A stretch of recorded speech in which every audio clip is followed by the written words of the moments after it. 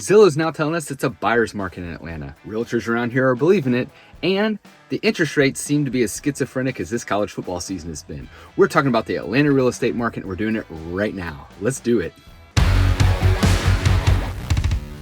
What's going on, everybody? My name is Jonathan McCoy, Keller Williams Realty, Chattahoochee North.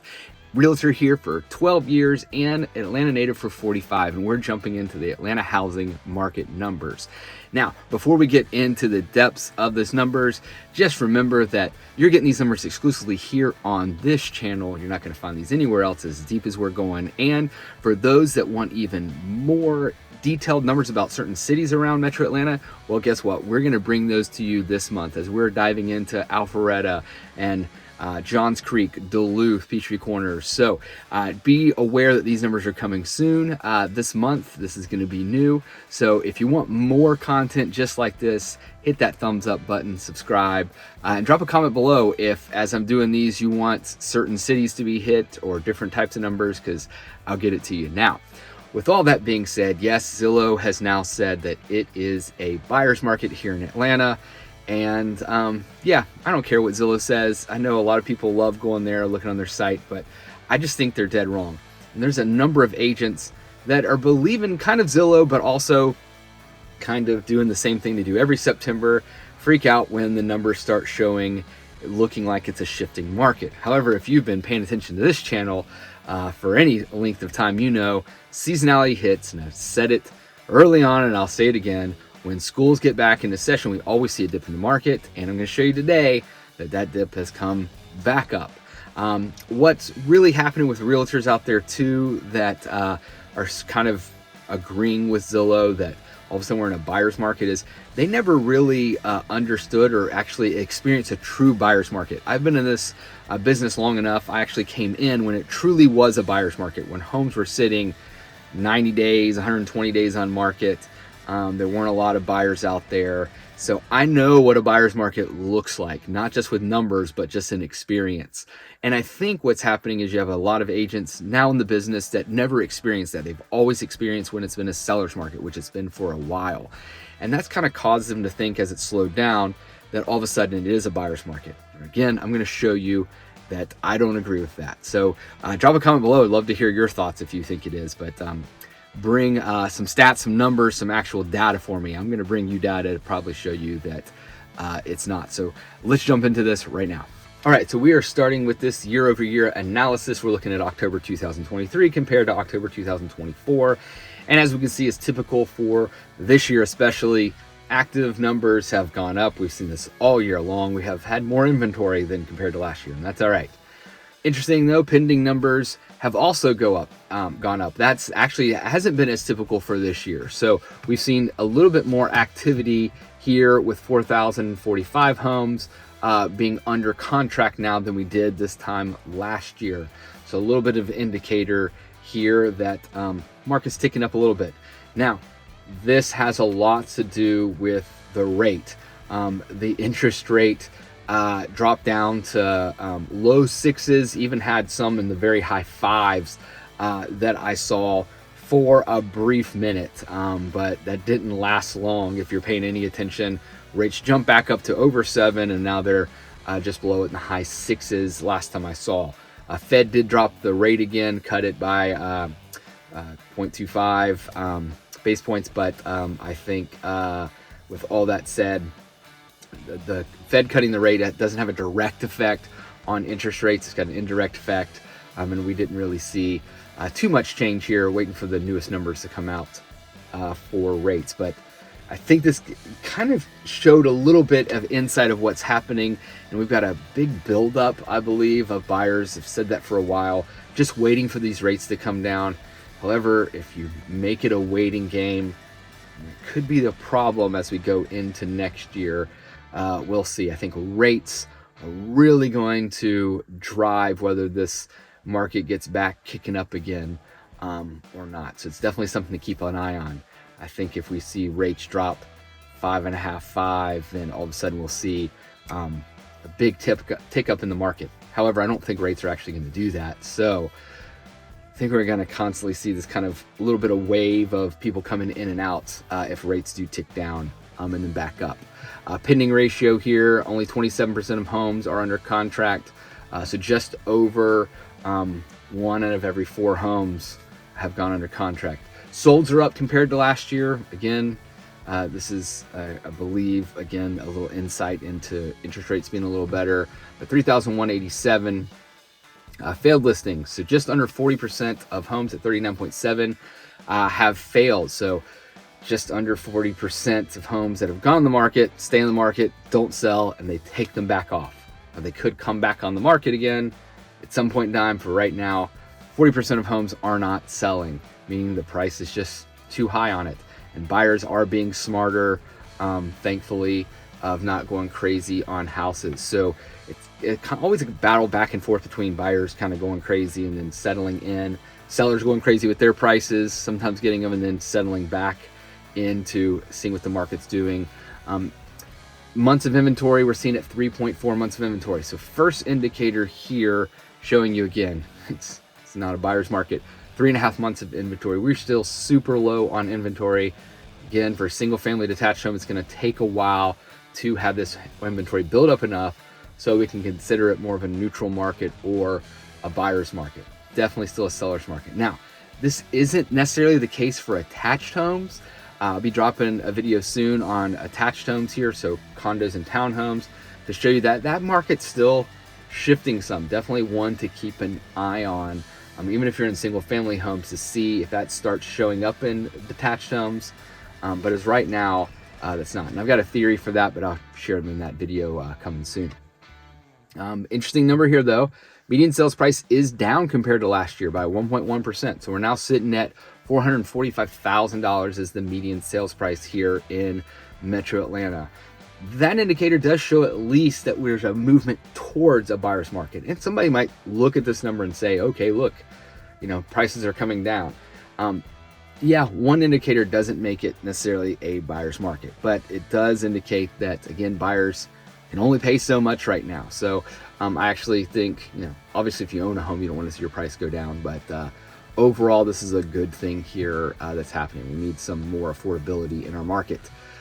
Sales to list price ratio coming down to 96.7%. So we're coming off 3.3% of the sales price when we look at the median here.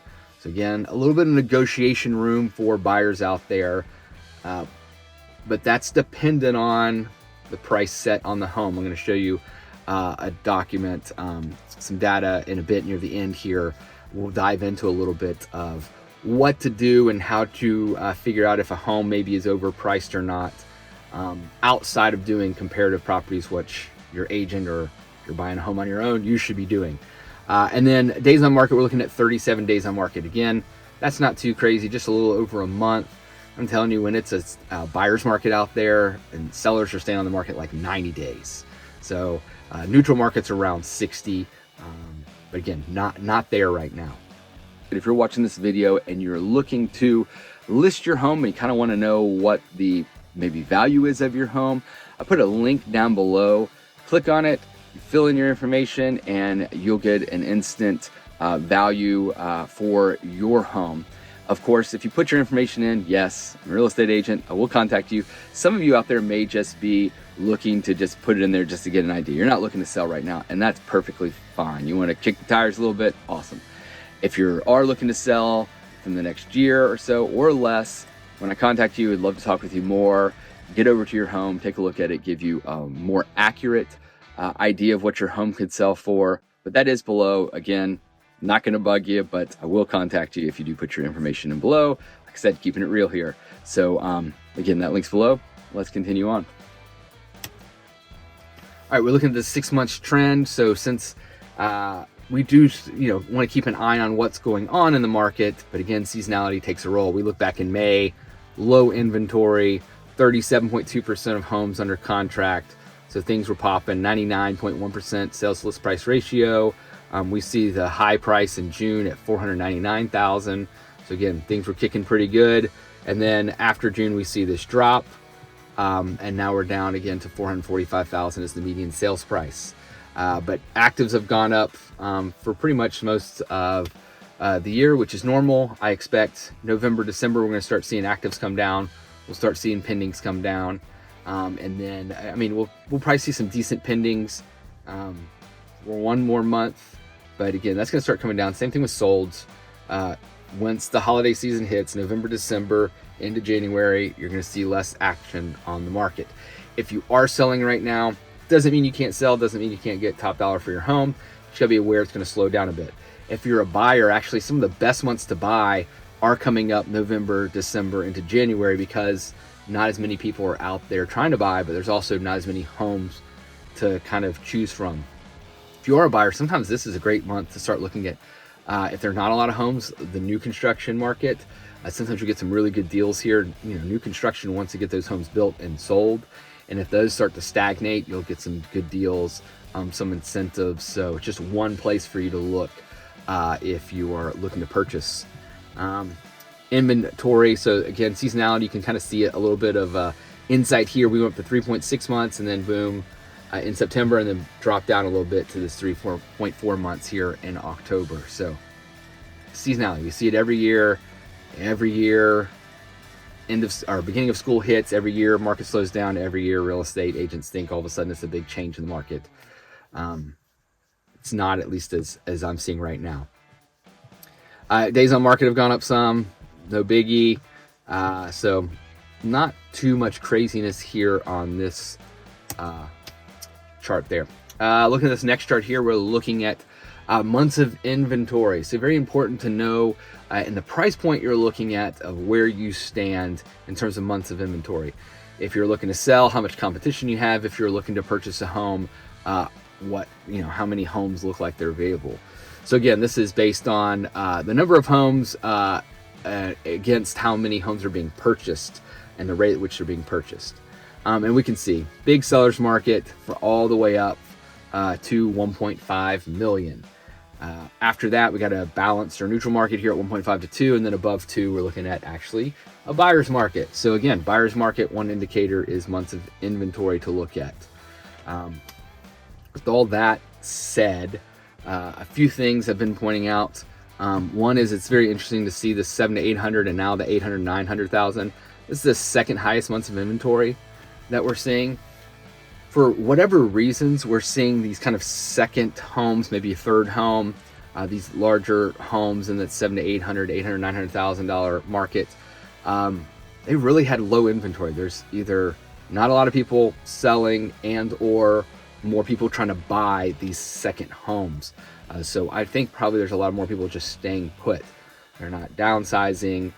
They're not, this is someone's first home and they're trying to look for their second or third, but they're kind of staying put here. And then around that median sales price, we're at 445. So around that 400 to 500 range, we see kind of the second highest inventory, or lowest inventory, I should say. We can see 350 to 400 is at 2.9 months. But this has been interesting all year. Like this area here, you can see for the most part in this area, this has been some of the lowest inventory we've had. And again, got some guesses for maybe why that is, but don't have actual definite, this is why these areas are staying as high as they are in terms of inventory, but they are what they are. One thing, if you're looking to see, okay, how would we know if all of a sudden the market's changing? Because there's a lot of people out there that are trying to time the market. Guys, if you're buying and selling, timing the market, if this could really be done on a consistent level, there'd be a lot of people doing it, but they're not. So if you're trying to see if the market's starting to change, typically we see that in retrospect, but you'll start seeing the higher valued homes in this higher luxury range. They'll start to build up and build up and build up in terms of their supply. And we've seen, again, this 1.5 to 2 now build up that was in a seller's market now become a buyer's market. Here we'll see if that trend continues. If we start seeing at the million mark and then the 9 to 1.0 million start to raise up in inventory, that can start indicating a shift. As of right now, again, still pretty solid in the seller's market. All right, I told you there was a chart to look at here, and that's this one right here. So you can get overwhelmed by how much stuff is here. A lot of numbers here. But why I'm bringing this chart up is I'm going to try to help you understand one way to look at a home if you're buying or selling, to kind of see If you're selling, man, am I overpriced? If you're buying and you're looking at a home saying, okay, should I go for the value that's there for that home? Do I need to, make an offer that's lower, and kind of what can help? Now, the first thing, most definitely, look at comparative properties. Look at homes that sold in the neighborhood or in the area, compare it to the one you're trying to buy, see if the price is right. That's first and foremost absolutely what you do. But sometimes that's a little harder to determine, figure out, or find, or maybe you're seeing that a price is too high, but you want some more data to help you, and this can help. So whatever price range you're looking in, all right, first of all, you can look at the number of actives here. So this breaks down our list price and how many actives we have. This is the active price reduction. So of the homes that are listed, how many have been reduced? Active days on market. Now, I'm going to look over here actually at solds, all right, with price reduction and no price reduction. So we're going to look at homes that never had a price reduction and sold, and how quickly they sold. Homes that had a price reduction, how quickly they sold, and how much did they have to reduce it by, okay? So we're looking right here at no price reduction, okay? So if a home went on the market, never reduced the price, and sold, look at this, we're looking at a median of 12 days on market. And if you go through these different price ranges, like from 350 to 400,000, they were 16 days on market. Look at this, 7 to 800,000, that range that's been interesting. Only 8 days on market if the home was priced correctly and didn't drop the price. And look at these sales to list price ratios. I mean, we've got 9.87, 100, 100, 100, 100, just keeps going. So again, if you put your home on the market at the right price, you're going to have people offer, going to go under contract. The only time you see this number go up is these luxury markets. I mean, even 2 to 3 million, you're seeing only 38 days on market. When you start getting to 3 million plus, those stay on the market for a while, those get listed. So that's not unusual. But even then, look at this, 99.9% sales to list price. So if you are looking at a home that all of a sudden came on the market, okay, you think the price is right, I mean, it could definitely go quickly. We're seeing it go fast. If you're sitting there as a seller saying, I'm trying to push the market, depending on which, range you're at, after a couple weeks, I mean, look, at $700,000 to $800,000, if 8 days of median, after 14 days, 21 days, no one's making an offer on your home, there's a good chance that you're overpriced based on these numbers, okay? These are just helpful indicators of what could be happening if your home's sitting. So if my home's sitting for a while, that could be it. Now, again, market's kind of shifting some to the slower market. So, these numbers might change a little bit coming into Thanksgiving and Christmas time, but super important. Now, let's see what happens if the price is reduced. So of the number of sold, first of all, we can see in here, this is the percentage of homes that sold with a price reduction. And we can see the median's 47.3%. All right. So almost 50% of homes have to have a price reduction. Right. And as we look at this, what happens with a price reduction is this is the amount people are having to reduce by. And the median for the overall is 91.6% of their list prices being reduced before they sell. So there's some big price reductions going on here. All right. Now, this is the median. This doesn't mean it's absolutely with your home. We know some are going to be above, some are below. And then look at this days on market. So if you're starting to see a home, I mean, just look at the difference here. Let's go back to our 7 to 800,000, right? 8 days on market if it's listed properly. The median for it not being listed property, 83 days on market.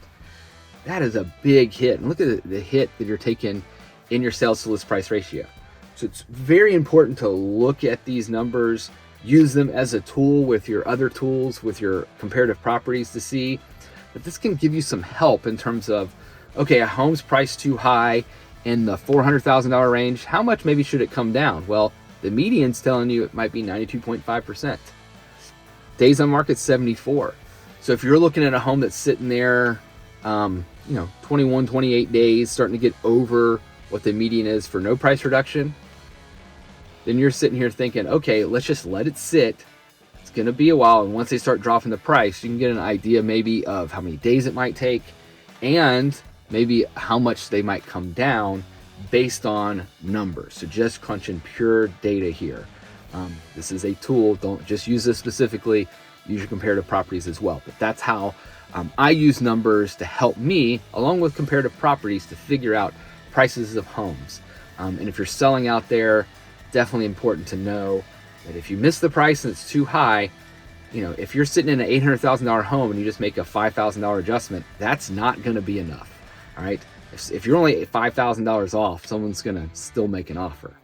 But if you're $40,000 to $50,000 off, they're not. So keep this in mind. I'm hoping this data really helps you understand the housing market here in Atlanta. And also, I'm hoping I showed my point that I don't believe it is a buyer's market right now. It's definitely still a seller's market. Now, we're dropping more videos like this one, attached home soon, one county by county breakdown, and we're going to soon be bringing you metro cities. We're breaking down just the city numbers. So we're going very deep into these numbers and very local and specific. If you like this video and you want more videos like this, don't forget to subscribe, hit that thumbs up button, and keep an eye out for the videos dropping soon. If there's some stuff I'm missing here or you got comments, please drop them below.